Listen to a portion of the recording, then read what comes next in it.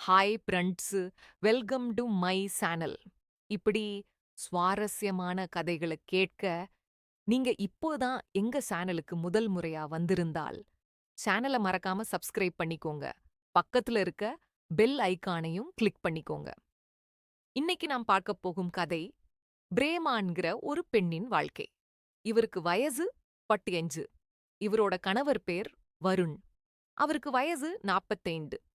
2 பேருக்கும் 10 வயசு வித்தியாசத்துல கல்யாணம் நடந்திருக்கு. பிரேமாவுக்கு வீட்ல 2 அண்ணன்கள். அவங்களுக்கு கல்யாணம் ஆகி அவங்க வீட்ல ஒரு ஆண் குழந்தை, ஒரு பொண்ணு குழந்தைங்கிற மாதிரி இருக்கு. ஆனால் பிரேமாவுக்கு கல்யாணமாகி கிட்டத்தட்ட 15 வருஷம் ஆகியும் இன்னும் குழந்தை பாக்கியம் கிடைக்கல. பிரேமாவும் வருணும் இதற்காக போகாத இடமே இல்லை. ஆஸ்பத்திரி, கோவில், குளம், சாமியாருன்னு எல்லாம் செஞ்சு பார்த்துட்டு கடைசியில வெறுத்து போய் வீட்லயே உக்காந்துட்டாங்க. ஆனால் பிரேமாவோட மாமியாரும் மாமனாரும் இவங்களுக்கு கல்யாணமான புதுசுல கொஞ்ச நாள் சும்மா இருந்துட்டு, பெரியவங்களா இருந்தா தெரியுமே, கொஞ்சம் கொஞ்சமாக குத்தி காட்ட ஆரம்பிச்சுட்டாங்க. எங்களுக்கு பேரன் பேத்தியா? எப்போது பிள்ளை என்ற கேள்விகள் அடிக்கடி வர ஆரம்பிச்சுது.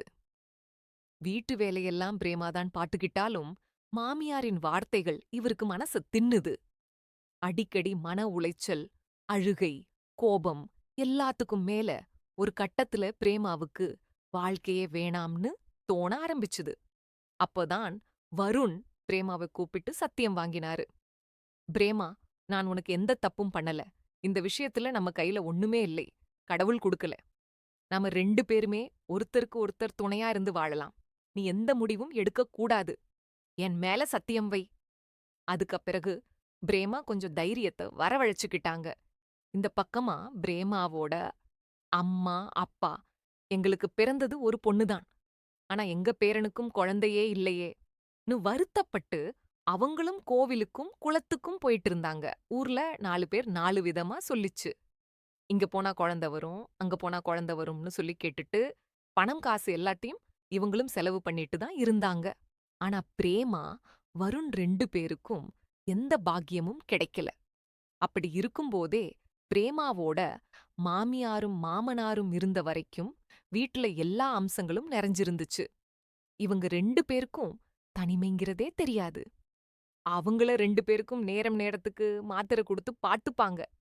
ஆனால் அவங்க மனசுக்குள்ளேயும் பிரேமாவுக்கு குழந்தை இல்லாத வருத்தம் நாளுக்கு நாள் பெருசாகிக்கிட்டே இருந்துச்சு. அதனாலேயே உடம்பும் சரியில்லாம போய் ஒரு கட்டத்துல மாமியாரும் மாமனாரும் இறந்து போயிட்டாங்க. அதுக்கப்பிறகு பிரேமாவுக்கும் வருணுக்கும் வீடு ஒரு பாலைவனமாக மாறிடுச்சு. அவங்க இருந்த வரைக்கும் எந்த பிரச்சனையும் தெரியாம இருந்துச்சு. இப்போ வீட்ல ஒரே தனிமை. பிரேமாவுக்கு வீட்ல இருக்கிற தையல் மெஷின் மட்டும்தான் ஒரு ஆதரவா இருந்துச்சு. வீட்டு வேலைகள முடிச்சிட்டு அந்த மெஷினில உட்கார்ந்து துணி தைத்துப்பாங்க. காலங்கள் அப்படியே ஓடிக்கிட்டு இருந்துச்சு. வருண் காலையில எந்திரிச்சு எல்லா வேலைகளையும் முடிச்சிட்டு கல்லூரிக்கு போயிடுவார். கல்லூரியில அவர் பேராசிரியர். ஒரு நாள் பிரேமா வருண்ட்ட போய், "என்னங்க, எனக்கு எப்படியாவது ஒரு வேலை பாருங்க. வீட்டுல தனியா இருக்கிறது எனக்கு ரொம்ப கஷ்டமா இருக்கு. என்ன மனசு தின்குதுன்னு" கேட்டுக்கிட்டாங்க. வருணும், "சரிம்மா, நான் உனக்கு வேலை பாத்துக்கிறேன்னு" சொல்லி 4 இடத்துல போய் விசாரிச்சுட்டு 1 மாசம் கழிச்சு வேலை கிடைக்கும்னு சொன்னாரு. அதுக்குள்ளே பக்கத்து வீட்டுக்காரங்க கூப்பிட்டாங்க. அவங்க பேர் அனிதா. அனிதாவுக்கு 2 பசங்க. முதல் பையனுக்கு பிறந்த நாள். "நாங்க கேக் வெட்டுறோம். நீங்க கண்டிப்பா வாங்கன்னு" கூப்பிட்டாங்க. ஆனா பிரேமாவும் வருணும் யோசிச்சாங்க. அங்க போனா யாராவது எங்க குழந்தை இல்லாதத பத்தி கேட்டா நம்ம மனசு தாங்காது. அதனால, "இல்லைங்க, எங்களுக்கு உடம்பு சரியில்லைன்னு" சொல்லிட்டாங்க. அனிதாவோட பையனும் வீட்டுக்கு வந்து கேக்க குடுத்துட்டு போனான். அத வாங்கி சாப்பிட்டுட்டு, நமக்கும் குழந்தை இருந்தா இப்ப இவ்ளோ பெருசா இருப்பானேன்னு 2 பேரும் வருத்தப்பட்டாங்க. அந்த வருத்தத்தோட நாளைக்கு எப்படியாவது ஆஸ்பத்திரிக்கு போய் செக் பண்ணிக்கலாம்னு முடிவு பண்ணினாங்க. ஆஸ்பத்திரிக்கு போனதும் டாக்டர் சொன்னாங்க, "உங்களுக்கு தைராய்டு பிரச்சனையும் தண்ணீர் கட்டும் இருக்கு. இந்த மாத்திரைய 3 மாசம் வாங்கிக்கோங்க. அப்புறம் பார்க்கலாம்." அந்த மாத்திரைகளை எடுத்துட்டு வந்து வருணும் பிரேமாவும் சாப்பிட்டு வந்தாங்க. ஆனால் சில நாட்கள்லயே ஒரு பெரிய விபத்து நடந்துச்சு. வருண் கல்லூரிக்கு போற வழியில அவரோட பைக்கு லாரி மோதி விபத்து ஆயிடுச்சு. உடனே பிரேமா ஆஸ்பத்திரிக்கு ஓடி வந்தாங்க. வந்து பார்த்தா வருணுக்கு தலையில பலத்த அடிபட்டு சுயநினைவை இழந்து நின்னாரு. டாக்டர் சொன்னாரு, உடனே ப்ளீடிங்க நிறுத்த ஆபரேஷன் பண்ணணும். இல்லாட்டி அவருக்கு உயிரே ஆபத்து. ஆனா ஆபரேஷன் பண்ணியும் அவர் சுயநினைவுக்கு வருவாரா வரமாட்டாரான்னு தெரியாதுன்னு பிரேமா கடவுள கெஞ்சிக்கிட்டு எல்லா பணத்தையும் போட்டு ஆபரேஷன் பண்ணினாங்க. ஆபரேஷன் சக்சஸ்ஃபுல்லா ஆச்சு. ஆனா வருணுக்கு எந்த ரியாக்ஷனும் இல்லை. கல்லூரியில அவர் கற்பிச்ச மாணவர்கள் வந்து பார்த்துட்டு போனாங்க. பிரேமா தன் அம்மாவுக்கு ஃபோன் பண்ணினாங்க. அம்மா வந்துட்டாங்க. ஆனா பிரேமாவோட அண்ணன்களோ 2 நாள் கழிச்சு தான் வந்தாங்க. அதனால பிரேமாவுக்கு அந்த அண்ணன்கள் மேலவும் ஒரு வருத்தம். 3 மாசம் கழிச்சு டாக்டர் சொன்னாங்க, வருண் சுயநினைவுக்கு வர வாய்ப்பே இல்ல. நீங்க வீட்டுக்கு இங்க கூட்டிட்டு போகலாம். என்னோட ட்ரீட்மெண்ட் வீட்லயும் தொடரலாம். பிரேமா வருணை வீட்டுக்கு கூட்டிட்டு வந்தாங்க. நாள் முழுக்க அவர் பக்கத்துல உட்கார்ந்து மாத்திரை கொடுத்து கதறிட்டே இருந்தாங்க. பணம் செலவாகிக்கிட்டே இருந்துச்சு.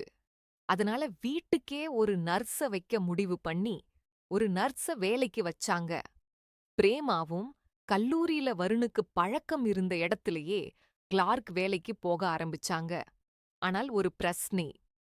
வீட்டுக்கு வர்ற நர்ஸ் முதல் நாள் நல்லா இருப்பாங்க. ஆனால் ஒரு வாரத்துல மெலிஞ்சு உடம்பு சரியில்லாம போயிடுவாங்க. 1 மாசம் கூட வேலை செஞ்சு நிக்க மாட்டாங்க. ஒருத்தர் போவாங்க, இன்னொருத்தர் வருவாங்க. இதேதான். பிரேமாவுக்கு ஒரு சந்தேகம் வந்துச்சு. ஒரு நாள் பிரேமா வேலைக்கு லீவ் போட்டுட்டு நர்ஸ் வேடத்துல வீட்டுக்கு வந்தாங்க. உள்ள புகுந்து என்ன நடக்குதுன்னு பார்த்தாங்க. வருண் அங்கு வந்த நர்ஸுக்கு சாப்பாட்டிலோ தண்ணீரிலோ ஏதோ ஒரு மருந்தை கலந்து குடுத்துக்கிட்டு இருந்தாரு. அதச் சாப்பிட்ட நர்ஸுகள் தான் மெலிஞ்சு உடல்நிலை சரியில்லாம போயிட்டாங்க. அவங்களுக்கு தெரியாமலேயே வருண் அப்படி செய்திருக்காரு. அந்த காட்சியைக் கண்ட பிரேமா உள்ள வந்து வருணை பிடிச்சு கேட்டாங்க. என்னங்க இது? நீங்க ஏன் இப்படி பண்றீங்க? அப்பதான் வருண் சொன்னாரு, இதெல்லாம் எனக்கு தெரியும்படி நடந்தது. பிரேமா, நான் தான் எல்லாத்துக்கும் காரணம். நான் விபத்து ஆகல. நானே திட்டமிட்டு தான் அந்த விபத்த நடத்திக்கிட்டேன். ஏன்னா, மனசு தாங்கல. நம்ம குழந்தை இல்லாதத சொல்லி, ஆஸ்பத்திரியிலேயே அந்த நர்ஸ்கள் ஏளனமா பேசினத நான் கேட்டேன். இந்த வயசுல இவங்களுக்கு குழந்தையா? ன்னு சிரிச்சாங்க. அதனால அவங்களுக்கு பாடம் கற்பிக்கத்தான் இப்படி செய்தேன். ஆனா, அந்த கொடுமை நீ கஷ்டப்படக்கூடாதுன்னு நினைச்சேன். ஆனால், அதுவும் உனக்குத்தான் ஆயிடுச்சு. இத கேட்ட பிரேமா அதிர்ந்து போயிட்டாங்க. இது தப்பு வருண். யாரையும் இப்படி செய்யக்கூடாது. கடவுள் தண்டிப்பார். நான் இதை ஒப்புக்கொள்ள முடியாதுன்னு சொல்லி அழுதிட்டாங்க. அதுக்கப்புறம் வருணும் பிரேமாவும் சேர்ந்து அந்த நர்ஸ்களிடம் மன்னிப்பு கேட்டாங்க. தங்கள் தப்பை உணர்ந்தாங்க. அதுக்கப்புறம் ஒரு அனாதை ஆசிரமத்துக்கு போய் ஒரு ஆண் குழந்தையையும் ஒரு பெண் குழந்தையையும் தத்தெடுத்தாங்க. அவங்கள நல்ல முறையில வளர்க்க ஆரம்பிச்சாங்க. குழந்தைகள் வந்த பிறகு பிரேமாவரனின் வீடு கலகலப்பாக மாறிடுச்சு. சந்தோஷம் தலைகால் மேல குதிச்சது. இவங்க இப்போ அனாதை ஆசிரமத்துக்கு உதவிகளும் செய்துட்டு தான தர்மமும் பண்ணிட்டு சந்தோஷமா வாழ்ந்துட்டு இருக்கிறாங்க. தத்து எடுத்த குழந்தைகளைக் கண்டு அவங்களுக்கு இப்போ ஒரு பூரண மனநிறைவு. இந்த கதைக்கு என்ன பாடம்? யாரையும் நாம் வலிக்கச் செய்யக்கூடாது. இறைவன் எப்போதும் நீதியானவன். தப்பு செய்தால் தண்டனை கண்டிப்பா வரும். ஆனால் மனம் திரும்பினால் மன்னிப்பும் கிடைக்கும். அதுபோல பிரேமா வருண் இப்ப சந்தோஷமா இருக்காங்க. இந்த கதை உங்களுக்கு பிடிச்சிருந்தா லைக் பண்ணுங்க, ஷேர் பண்ணுங்க. உங்க கருத்துக்களை கமெண்ட் பாக்ஸ்ல சொல்லுங்க. தேங்க்யூ ஃபார் வாட்சிங்.